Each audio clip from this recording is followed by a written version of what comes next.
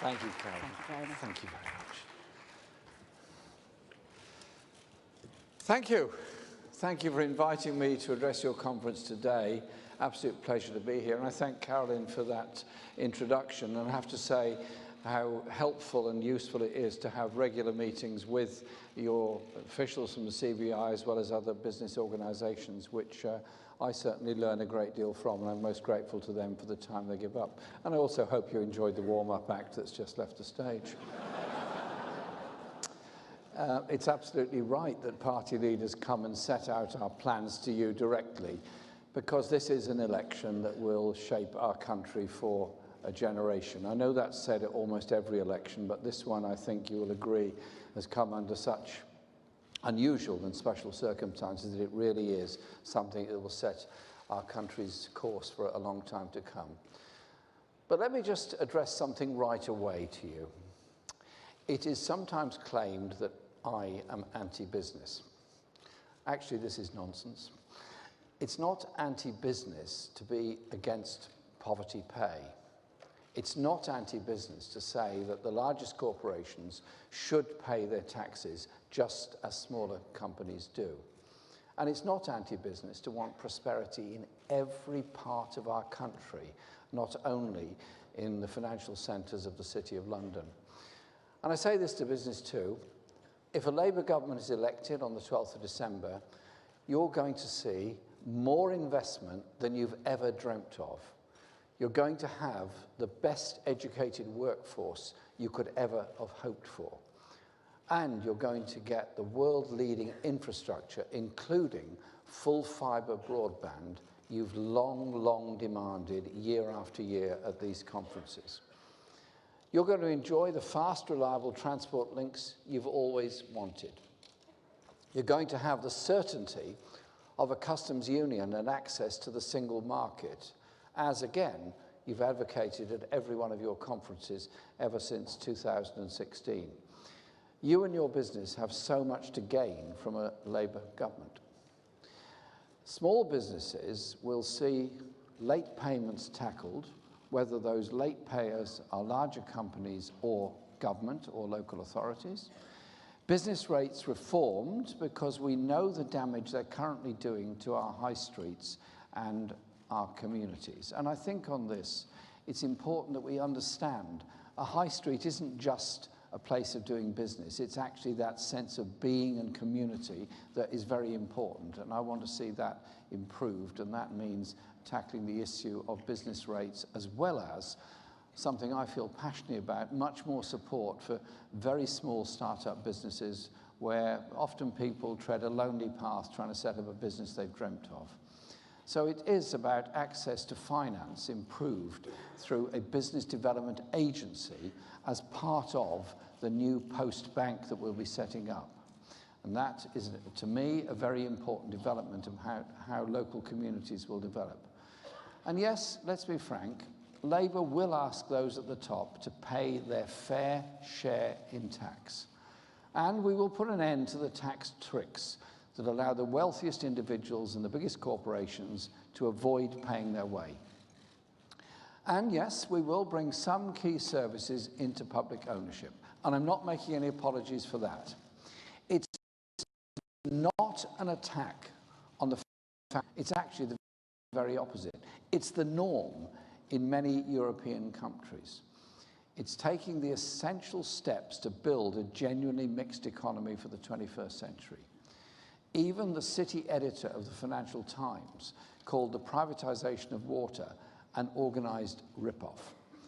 So I understand your caution about some of our plans, but your businesses, your workers, your consumers have been failed by rip-off energy bills and very poor rail and bus services in many parts of the country.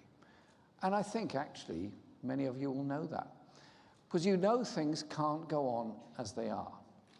The Labour Party will be launching our manifesto on Thursday. But I see you've beaten us to it. We thought we were going to be the first, but you've got there ahead of us. You've published your own manifesto. And you've set out 3 great challenges for the next government. First, ensuring every young person has the skills they need. Second, reducing the blight of inequality. And third, tackling the climate and environmental emergency. On the importance of all three of those, we're in absolute agreement with you. All three are central to my party's plans to rebuild and transform this country.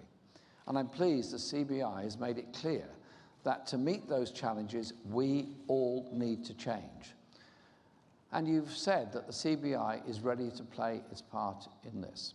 That's music to my ears, because despite the impression sometimes given in parts of the press, Labour doesn't believe the state can do all that alone. Nor do we think the state can sit back and leave it to the market either. In government, we will set up a sustainable board, Sustainable Investment Board, involving the Chancellor, Business Secretary and Bank of England Governor. And there'll also be seats for businesses and trade unions on that board. A Labour government will work closely with business because it's in our common interest to build the high-skill green economy of the future. There is no time for complacency. As Carolyn Fairbairn has said, we simply cannot afford another wasted year of political paralysis, indecision and distraction while productivity and investment suffer. But I'm afraid that despite what he has said this morning, the Prime Minister's deal won't end the damaging uncertainty, and it won't get Brexit done. It will subject us to years of drawn-out, bogged-down negotiations. 3 years, maybe more, is how long Michel Barnier said a trade deal on the Prime Minister's terms would take. And the toxic deal with President Trump would take even longer. Our plan, on the other hand, will get Brexit sorted quickly and immediately end the uncertainty for business and our communities, because we won't be ripping up our main trading relationship. Because major British industries, like steel, will struggle to survive in a deal with the USA promoted by President Trump. And now we know that the Prime Minister is preparing to sell out our National Health Service to a US trade deal that will drive up the cost of medicines and lead to the runaway privatisation of our National Health Service. 500 million a week of NHS money could be handed to big drugs companies as part of a deal now being plotted in secret. Let me say this: a Labour government will exclude the National Health Service, medicines and public services from any trade deals, and will make that binding in law, because, to be quite clear about it, under us, our National Health Service is not for sale. The Tories' Brexit failure has wasted 3 years. It's 3 years too long. Enough. Labour has a clear plan to get Brexit sorted within 6 months. We will secure a sensible deal, including a customs union, close single market relationship and guarantees of rights, standards and protections, and will assure the future of manufacturing and, crucially, of the Good Friday Agreement that has brought relative peace to Northern Ireland. And then we'll put that deal to a public vote alongside the option of remaining in the EU. Only a Labour government will take this out of the hands of politicians and give it to the British people for the final say. That's not mind-boggling. It's simple and straightforward and will be settled far more quickly than the endless negotiations we face over the Prime Minister's deal. And with Brexit sorted, we will focus on delivering the real change our country needs. Labour will get our economy moving in every town, city and region with a record investment blitz, and will boost the devolved budgets in Wales and Scotland and Northern Ireland. We'll upgrade our national infrastructure with $250 billion of investment over 10 years through a green transformation fund. We'll breathe new life into every community with a further $250 billion of capital for businesses and cooperatives, and will urgently upgrade and expand our schools, hospitals, care homes and housing with a 5-year, $150 billion social transformation fund. This is investment on a scale our country has never known, bringing good new jobs and fresh growth to every part of the country. And with a serious economic plan, we can prioritise the kind of growth that we need. Let's be clear about it. We are facing a climate crisis. We can no longer deny it. We can see it all around us. We can see it all around the world. The recent floods in Yorkshire and the East Midlands were a vivid demonstration. This election is the last chance to tackle the climate and environmental emergency. It's also an opportunity to act before it's too late. Our green industrial revolution will be a central motor of our plans to transform our country and our economy, using public investment, create good, clean jobs, and tackle the climate and environmental emergency. And rebuild those towns that have been held back, those cities that have seen too little investment, and those communities that have seen almost nothing for 20 years. This will create huge new opportunities for businesses to expand, as well as for workers to take up new, well-paid, sustainable jobs, especially in renewable energy and green technology. We don't want anyone, anywhere, to feel they're shut out of these new opportunities. That means everyone, young and old, need to have access to education and skills training. And so, we will create a national education service, providing free education as a right to all throughout their lives. And we'll focus as passionately on technical education as on academic education. Let's leave behind the snobbery that has made further education and technical colleges easy targets for cuts. To get workers into these new green jobs, we also need to expand apprenticeships. So today, we're announcing a new climate apprenticeship programme, delivering 320,000 apprenticeships in England alone during the first year of a Labour government. These climate apprenticeships will offer training to school leavers and workers looking to change jobs mid-career, creating the engineers, technicians and construction workers we need to transition to a green economy. 2/3 of businesses worry they won't be able to fill skilled posts in the future. Climate apprenticeships will help to address that, funded with money you, as employers, already set aside for the apprenticeship levy, as well as excess dividends in our planned inclusive ownership funds. And we agree with you that the levy needs reform, so we'll give you much more freedom in how to spend your levy funds by letting funds be used for a wider range of training, doubling the amount you can transfer to small businesses in your supply chains, and giving you more time to spend your levy funds. In government, Labour will deliver real change compared to that the Tories have failed to invest in our economy, failed to deliver apprenticeships, and failed to face up to the climate and environmental emergency. This also has to be addressed in our education system, where I still think many of our children in primary schools don't get to learn enough functional skills, and secondary schools don't give enough emphasis on engineering and issues like that in order to develop greater skill levels amongst young people before they even start apprenticeships. And we'll certainly be looking into all of that through the National Education Service. Our green industrial revolution means that tackling the climate crisis and reducing inequality can actually go hand in hand, because the inequality that scars our society is not inevitable, it's not an act of God, it's not a law of physics.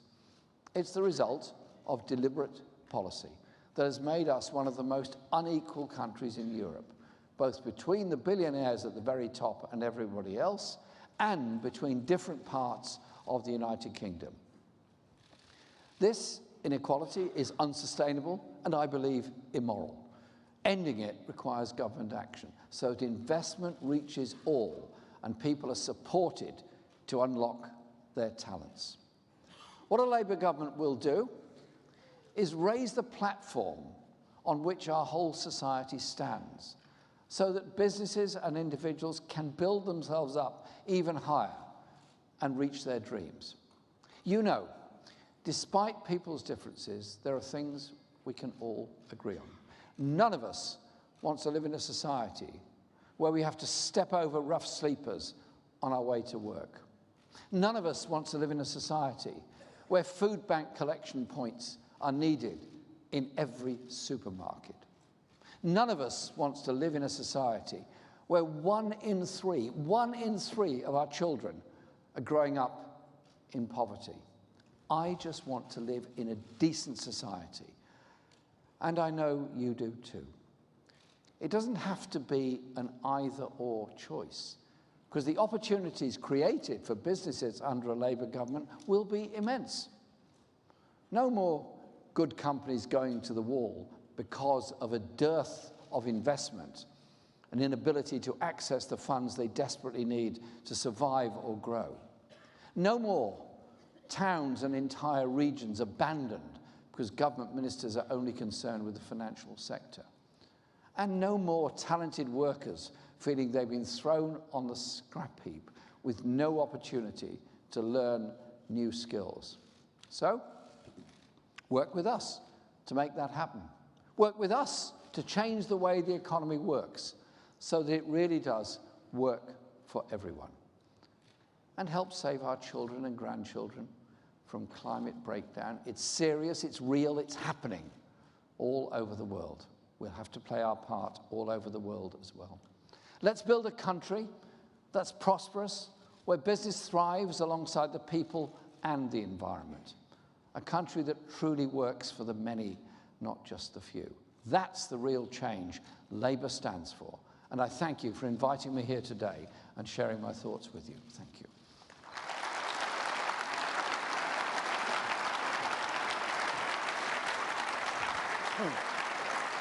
Well, thank you very much, Mr. Corbyn.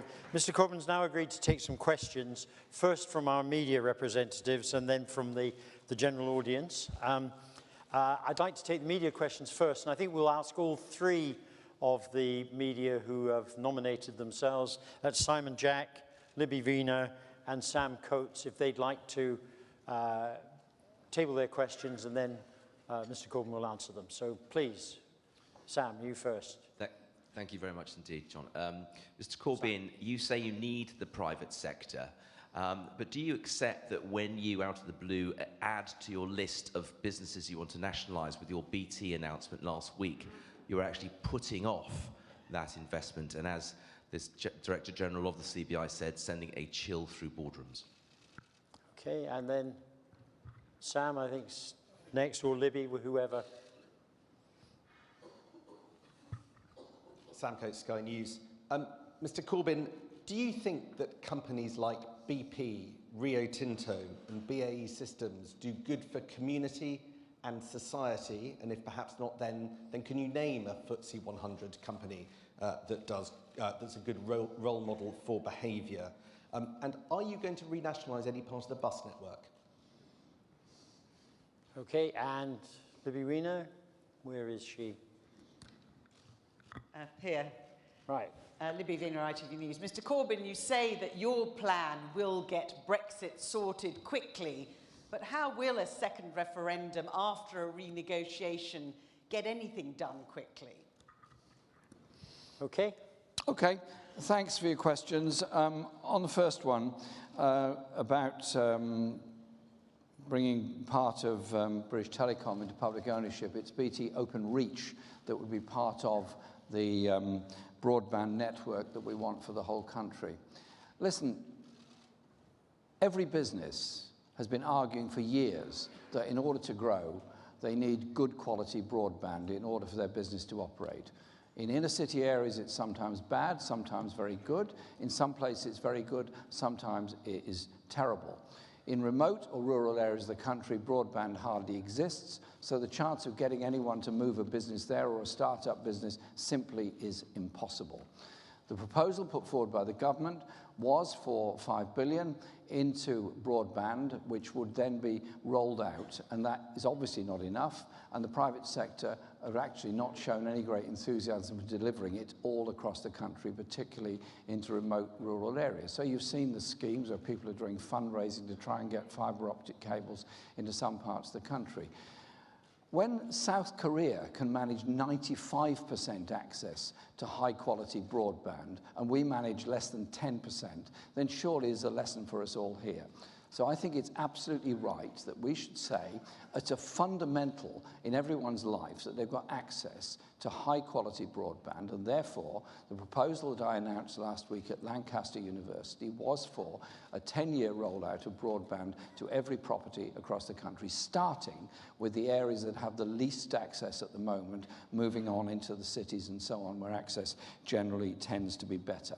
And I think it seems to me a fair and good proposal. You accept the principle that there should be universal supplies of electricity, universal supplies of water, universal delivery of postal systems. That's a norm for every industrial society.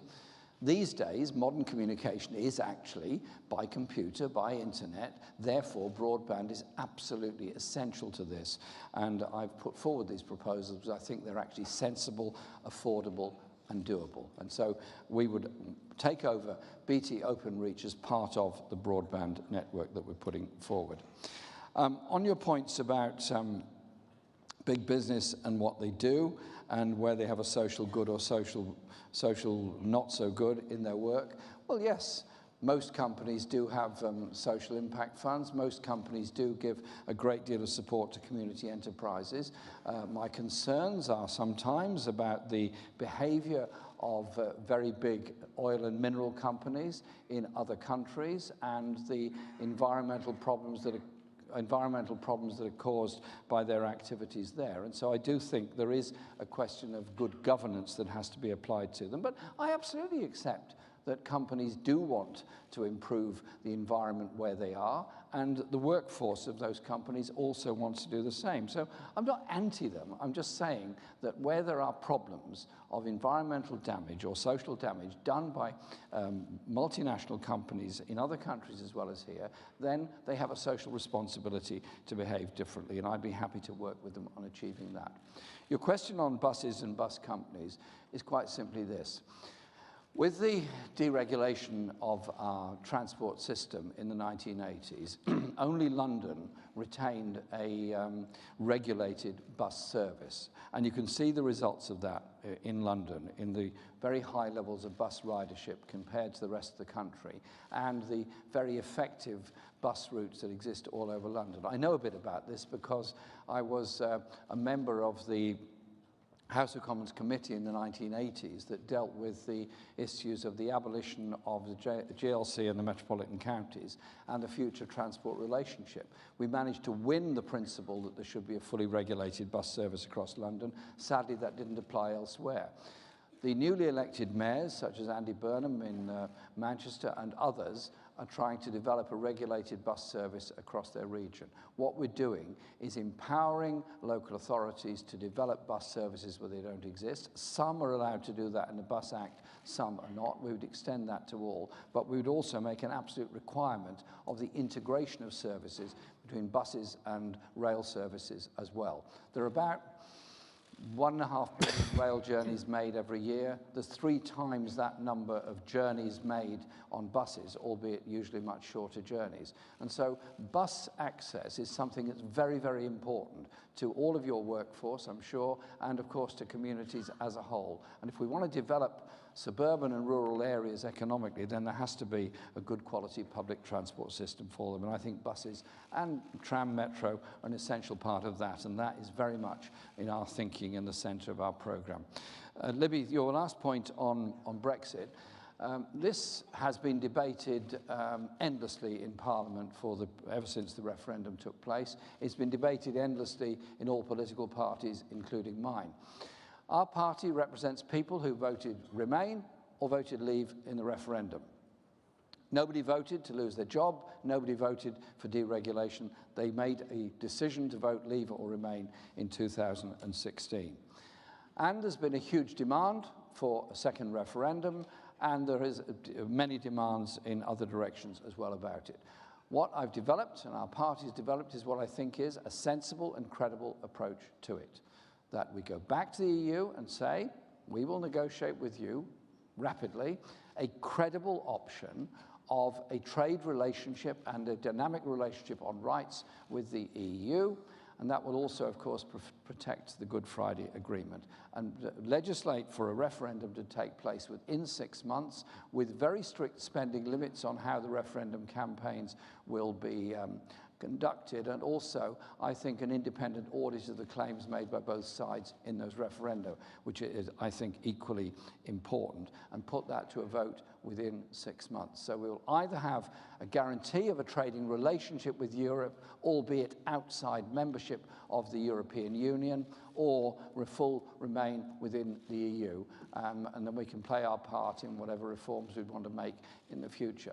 We've put this forward as a way of bringing people together and bringing an end to this endless debate. You know, all of you in this room, the uncertainty that's come through Brexit. You know the jobs that have been lost. You know the people that have left this country because of the uncertainty about their family situation and the shortages of nurses and doctors within our National Health Service as a result of it. I want to bring that uncertainty to an end by the policy that we put forward in this election, which is designed to bring people together in order to go forward and develop our society and our country in the kind of way that I hope I've helped to outline to you in my speech this morning. Thank you. Now, we'll take some questions from the audience. Again, I suggest we'll take 3 questions, and I think that's all we're going to have time for. So can we have some hands and paddles and so on? Number 1 first, please. Just hold on a second. Number 4, and there's a gentleman with his hand up there who hasn't got a paddle but has got 5 fingers. So let's give him an opportunity as well. The 5 yellow fingers over there last year. Right. So let's start with number 1, please. Hello, Jeremy Corbyn. My name's Olivia Knight, and I am founder of group gift platform Patchwork, and also chair of Sharing Economy UK, which is a trade body that represents UK platform businesses that enable people to trade their space, skills, and their stuff. And my question is... Train them. Sorry, so trade. Trade, yeah. So my question to you is, what do you see in terms of the value of the sharing economy, particularly as it relates to COP20 this year and our goals to be net zero by 2050? We certainly believe that in order to achieve those goals, we all as a society need to learn to share more and waste less. And I'd like to know what Labour is planning to do to support the sharing economy, which is one of the fastest growing economies in the UK, estimated to be worth 125 billion by 2025. That's by PwC. Thank you. Thank you. Thank you for that question and the speech that accompanied it. Right, number 4, please. Hi, my name's Hannah from the Patchwork Foundation. All the speakers today have been talking about the importance of diversity in business and politics, but a recent survey showed that 85% of the British Jews in the UK think that you yourself are personally anti-Semitic. I wanted to ask, what are you going to be doing personally to demonstrate that you care about racism and anti-Semitism in society and show that Labour isn't just for the many but not the Jew? Okay. And finally... Thank you. Chris Buxton, the Chief Executive of a trade association in the engineering sector, the British Fluid Power Association. Mr. Corbyn, you talked about a lot of the expenditure and the investment that you're going to put into the economy, and you have explained that you're going to be increasing taxes. So the burden that is going to be placed on industry, the people in this room, is not going to be insignificant. You've made no mention of industrial strategy, and as we all know, if you don't know where you're going, any road will do. So the strategy that was developed a couple of years ago by the current government, are you going to pick up on that? And finally, connected to that, of course, We all know how far behind the rest of the Western world we are in terms of productivity. Could you explain how a 4-day week is going to help that productivity? And if it's investment in innovation, given how poor our adoption of automation technology has been over the past few years, what are you going to do to incentivize people to achieve the efficiencies that would be required to make up for that 20% reduction in working time? Thank you. Okay. Okay, Mr. Corbyn. Right, thank you very much for the questions. On the first question from Olivia, thanks for your question. I look forward to the next climate emergency conference being held in Britain next year, and I look forward to taking part in it. I took part in the Paris Climate Change Conference in 2015 to learn and listen to many people there.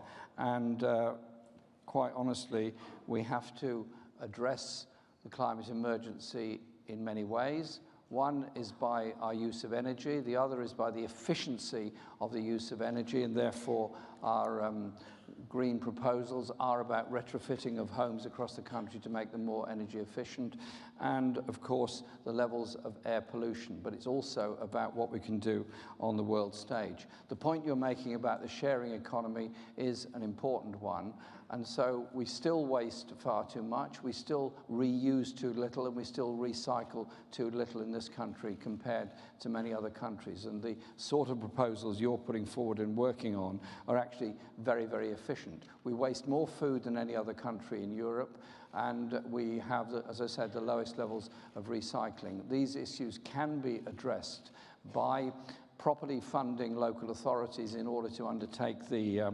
strategies that they should, but also encouraging and empowering people to take those decisions locally. And I've attended a lot of green transformation roundtables all over the country over the last few months.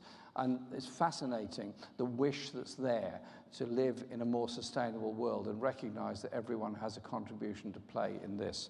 I had a long meeting with a group of startup businesses in Stevenage, and one of the questions came was, what was I going to do about importation of palm oil from unsustainable palm plantations around the world, and what we do on a trade policy to make sure we play our part in ensuring the protection of biodiversity around the world. I thought it was an excellent question, albeit I was slightly surprised to hear it in that forum, but I was delighted to hear it in that forum, and that's the kind of forum that I think is so important. So sharing and not wasting is very important, and I'm absolutely on board with that. And as a former councillor, I remember arguing many, many years ago that we should be recycling at a time when we were pumping everything into landfill.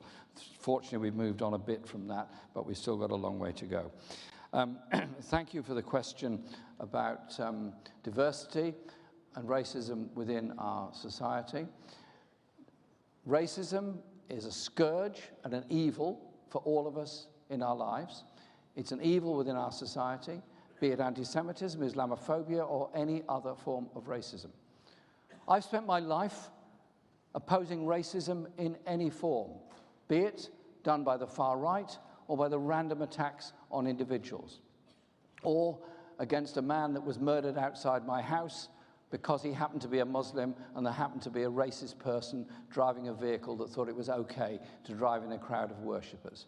Just as much as those people that attack synagogues, daub fascist graffiti over them, or attack Jewish people in this country, the USA, or anywhere else, have no place whatsoever in a civilized society.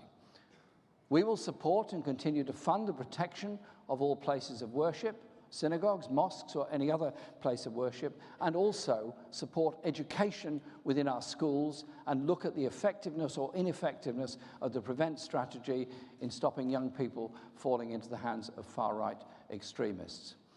The history of the Jewish people has been one of the most unbelievable and egregious attacks on them in Central Europe throughout the early part of the 20th century, which of course ended with the Holocaust and all the horrors that went with that. That is where racism leads you to if you don't challenge it in the first place. But it's also about ensuring that every young person in our society is guaranteed a place of safety, free from oppression and free from racism in any form. So yes, we will be auditing the way in which people, public sector and private sector, recruit to ensure that everyone has a place and a chance within our society. I was brought up to be anti-racist, and I've lived my whole life and will live the whole of my life as somebody that hates racism in any form whatsoever, because it weakens and demeans all of us. And I'm determined to make sure that is what I carry into government if we're elected into government in the general election on the 12th of December. On your point about the last question about taxation, yes, taxation is going to change under Labour. We've made no secret of that. We've made that very, very clear. That the richest 5%, the top 5%, will pay more, and that over a lifetime of government, we will increase corporation tax to no higher than the 2010 levels.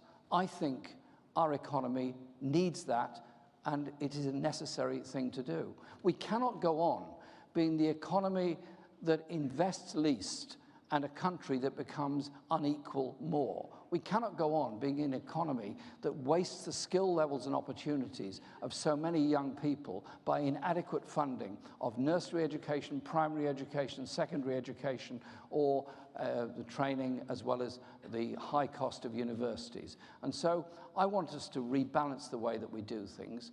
That doesn't mean massive change for everybody. It does mean some tax rises at the very top, but also, as I pointed out in my speech, it means we have a much better qualified workforce, we have a much better trained workforce in the future, and we have that creative ability of all young people being able to be brought to the fore.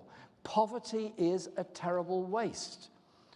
A family growing up, 4 or 5 children in a one-bedroom flat, it's quite hard for those children to do their homework, to do any kind of creative activity at all, because they're simply lacking any space. So tackling the housing crisis does unleash the potential of so many young people. You know this from your own workforces. You know this from the young people that you meet.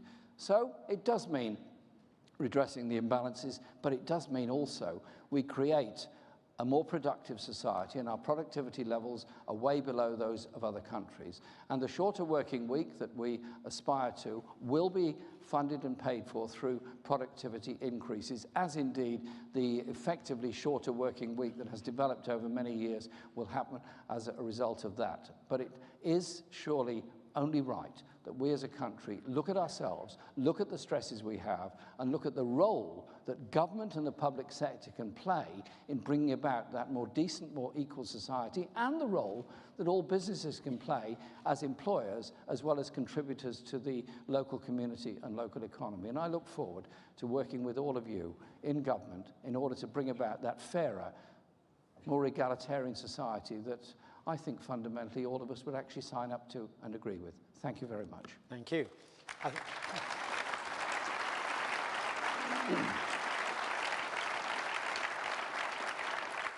I think that's all we've got time for. I think we're very grateful to Jeremy Corbyn in the midst of a really critical election to find the time and come and talk to us. So please show your appreciation again. Thank you. Please. Thank you very much.